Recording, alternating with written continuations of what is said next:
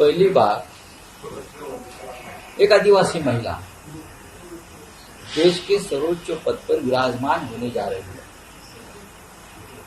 पूरे देश के एक सेंटिमेंट्स है कि आदिवासी महिला को ये बहुमान मिल रहा है। महाराष्ट्र में भी हमारे बहुत से विधायक, सांसद, कार्यकर्ता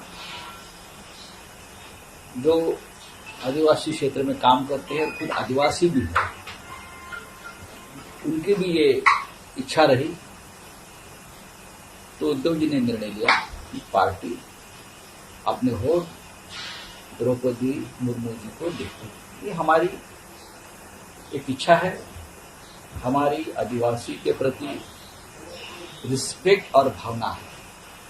मैं मानता हूं राजनीति से ऊपर जाकर ये निर्णय पार्टी ने लिया है। उससे पहले भी, ये पहली बार नहीं है, हमने कांग्रेस के उम्मीदवार राष्ट्रपति पद के प्रतिभादायी पार्टी को भी सपोर्ट किया था। जब हम एनडीए में थे, सरकार में थे, एनडीए में थे, प्रतिभादायी पार्टी महाराष्ट्र की मराठी मतकर की पुत्री थी तो हमने सपोर्ट किया। फिर हमने प्रणव बाबू मुखर्जी को भी सपोर्ट किया था राष्ट्रपति पद के लिए। तो शिवसेना की यह परंपरा है कि ऐसे पद पर जो व्यक्ति बैठती है उनका सम्मान करे, योग्य व्यक्ति है उनको सपोर्ट करे। तो आपने जो प्रश्न कहा कि द्रौपदी जी आज मुंबई आने वाली है या मातोश्री जाएंगे, मुझे वो मातोश्री आए इसलिए हमने सपोर्ट नहीं किया।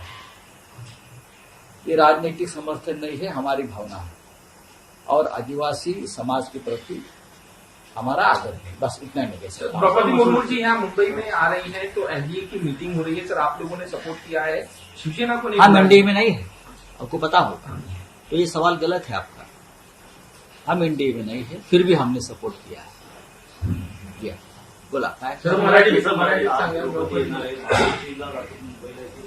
ते पहा की शिवसेना पक्षप्रमुख उद्धव ठाकरे यांनी राष्ट्रपती पदाच्या उमेदवार द्रौपदी मुर्मू यांना शिवसेनेचं समर्थन दिलेलं आहे।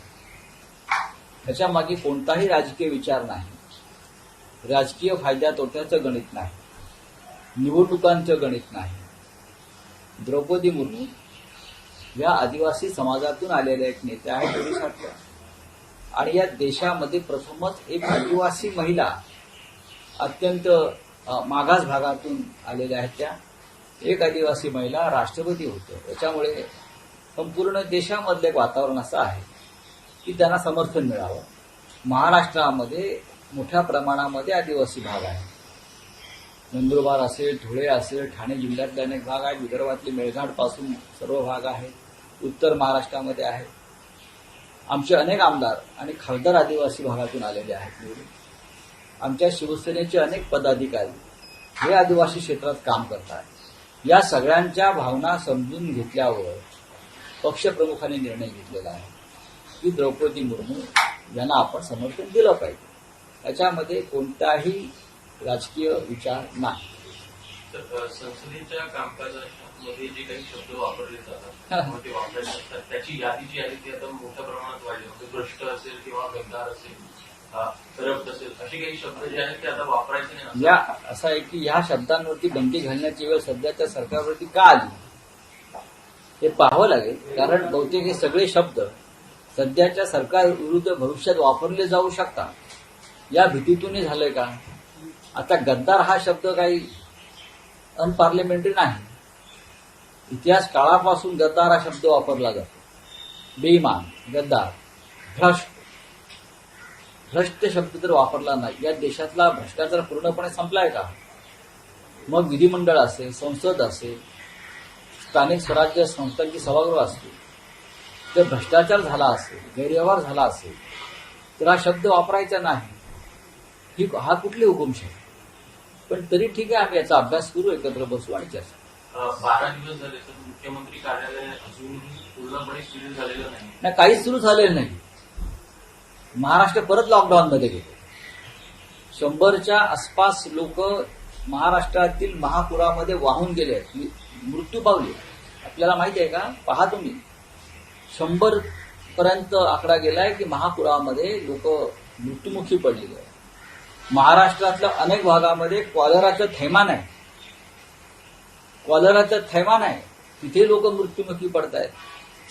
इस्पितळामध्ये गोंधळ आहे. अशा वेळेला या राज्यामध्ये सरकार अस्तित्वात नाही. मुख्यमंत्री असणं किंवा उपमुख्यमंत्री असणं, शपथ घेऊन बसणं म्हणजे सरकार आलं असं होत नाही. 12 दिवस होऊन गेले शपथ घेऊन, पण सरकार का स्थापन होत नाही? कारण हे सरकार, जे शपथ घेतलेलं सरकार आहे 2 प्रमुख लोकांचं, हे सरकार बेकायदेशीर आहे. सर्वोच्च न्यायालयानं या संदर्भातली सुनावणी ठेवलेली आणि ह्यातले अनेक आमदार जे आहेत ते त्या बाजूला गेले एका गटामध्ये, ते अपात्र ठरू शकतात. आणि ज्यांच्यावरती अपात्रतेची अशी तलवार आहे त्यांना मंत्रिपदाची शपथ देणं ही घटनाबाह्य कृत्य आहे. हा राजद्रोह आहे आणि हा भ्रष्टाचार आहे राजकीय, हे मी सांगतो. हे याची भीती असल्यामुळे मला असं वाटतं अजूनही शपथ घेण्यापासून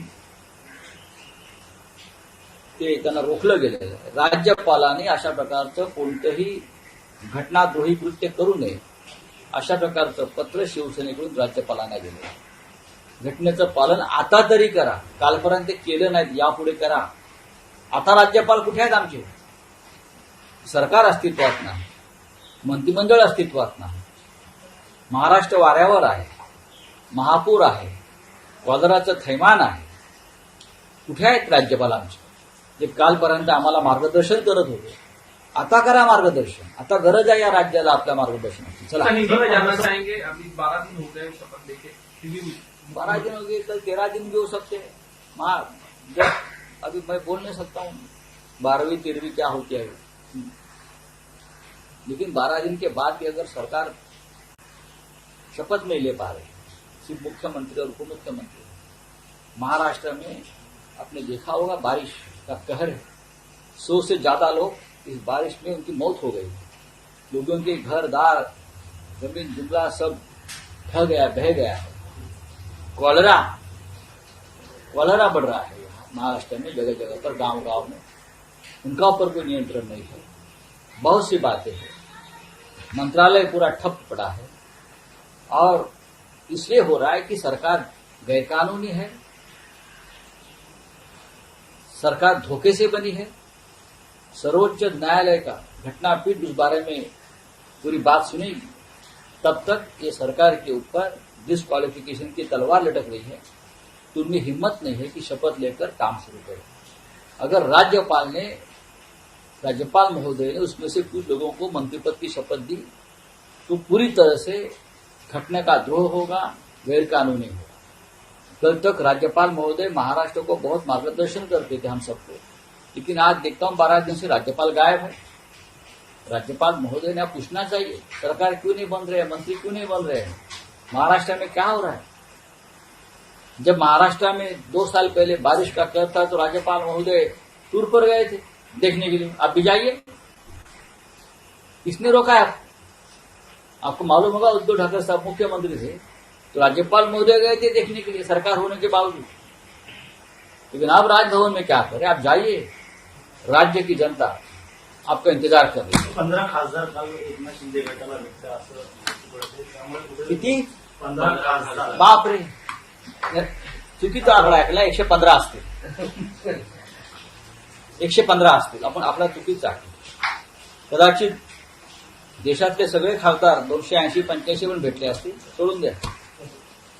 तर दीपक